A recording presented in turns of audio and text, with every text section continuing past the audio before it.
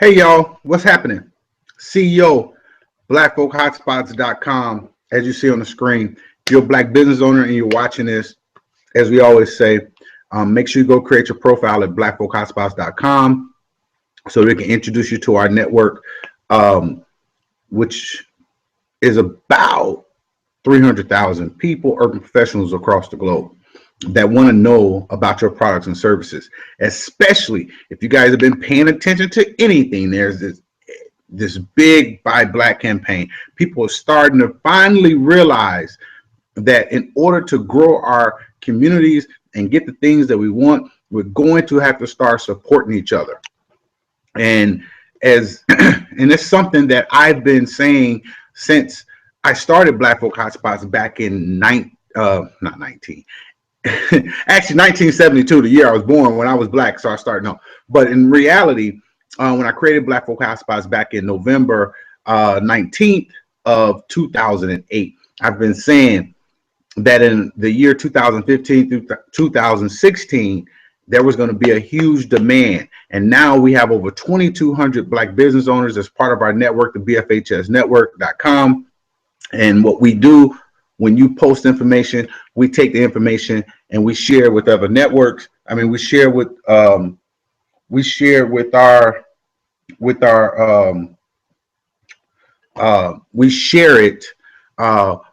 network across our online network across social media platforms that we've built over the years of people. And we didn't go out and go buy likes or buy Twitter followers or Facebook likes or Instagram followers, things like that.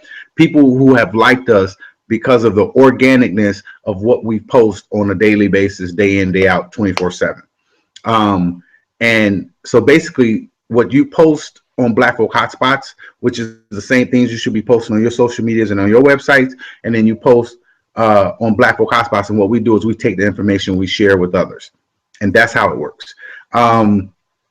Also, I'm not sporting one today, but there's a link below in the description to help us support the black business owners, to help us keep our costs down.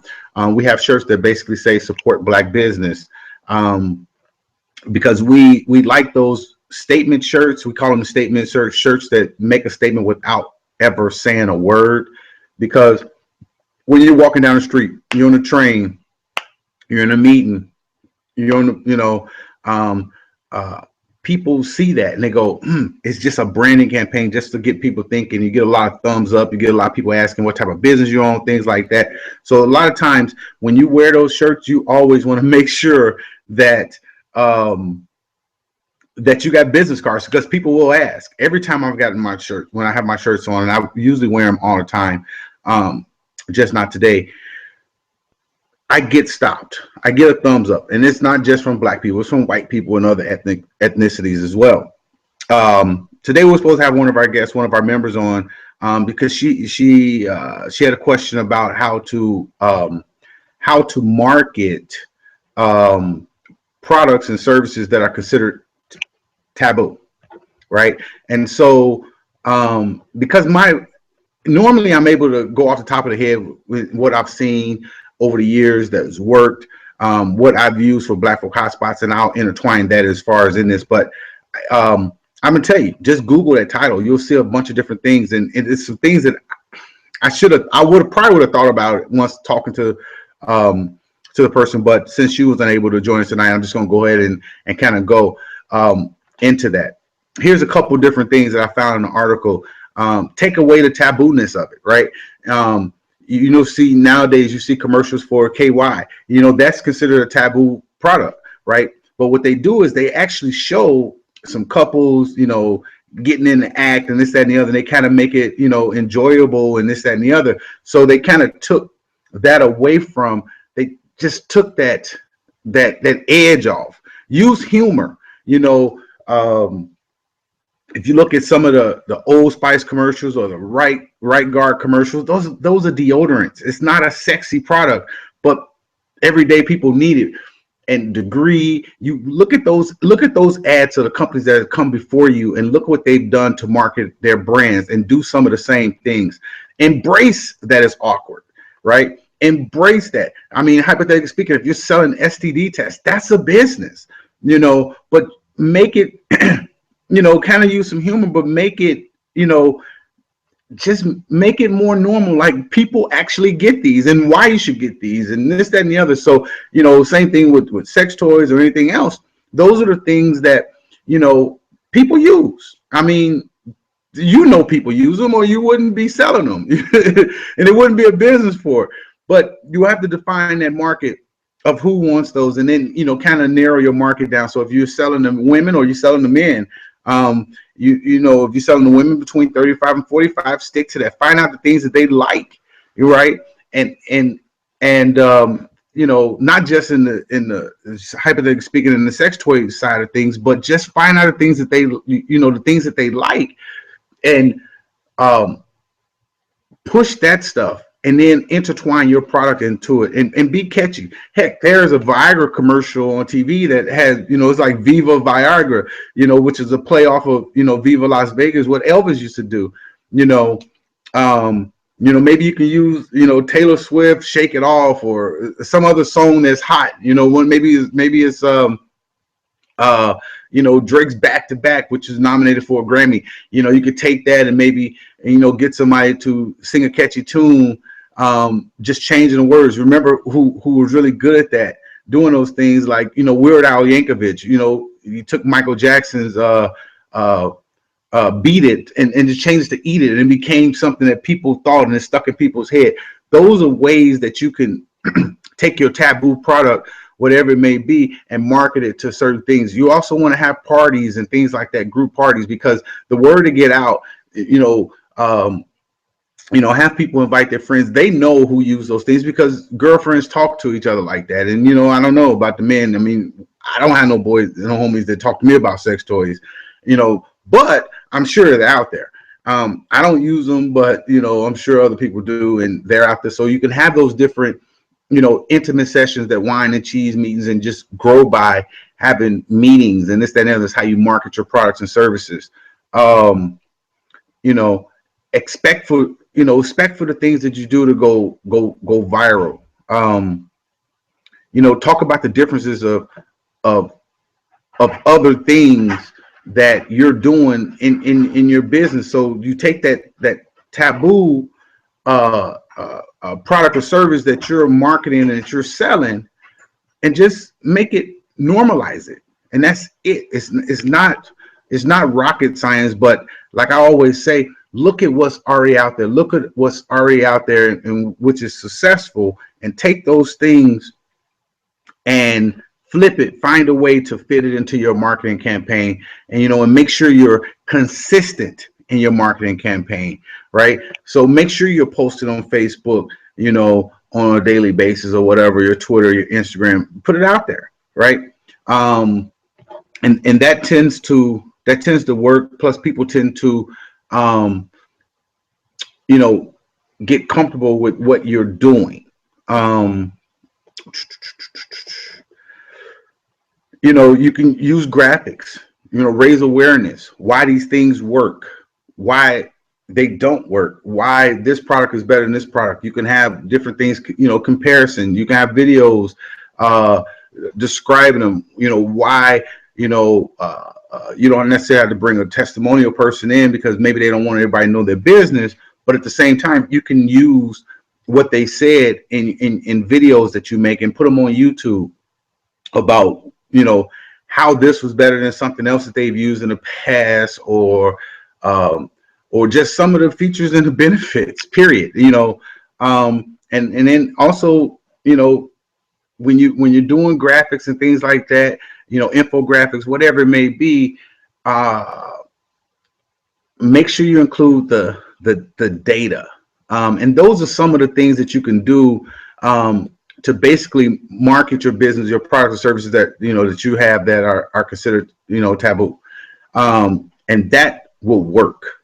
But you have to. The problem is, I know you know how to do it. The problem is, are you going to remain consistent in doing it? And if you do that, you're going to have a very successful business and grow. But one of the things that I know that works is the parties. You get the homegirls together and get some wine, cheese, and this, that, and the other, and have a party where people, it can talk, because your friends know other people, and you have those things. If you want to do them weekly, or you want to do them monthly, or bi-monthly or quarterly, but whatever it is, you stick to it, because they'll tend to grow and grow and grow and grow and grow. And as they grow, obviously your pocketbook is going to grow, your bottom line is going to grow, and that's what you want to do. Anyway, that's enough for that for today. I'm not going to keep you guys forever. We'll try to get the person on so she can talk about exactly what it is about our business in a future date. So make sure you subscribe to our YouTube channel at youtube.com/BFHS Network, so you get the updates of when our next SBB TV, and remember that's a hashtag, is going to be scheduled. You can make sure that you put it in your calendar. Let's see. Oh, today, one of the things I want to talk about real quick about as far as Black Folk Hotspots is concerned, there's a lot of sites out there, right?